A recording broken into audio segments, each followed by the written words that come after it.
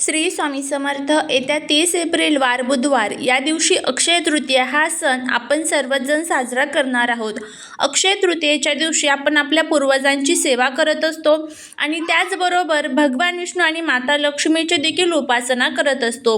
आपल्या घरातील वास्तुदोष, पितृदोष, शत्रू, दारिद्र्य संपून जाण्यासाठी, आपल्या मनातील ज्या काही इच्छा आहेत तर त्या पूर्ण होण्यासाठी, आपल्या मुलांच्या अडचणी संपण्यासाठी अतिशय प्रभावी असा हा एक उपाय आपल्याला करायचा आहे.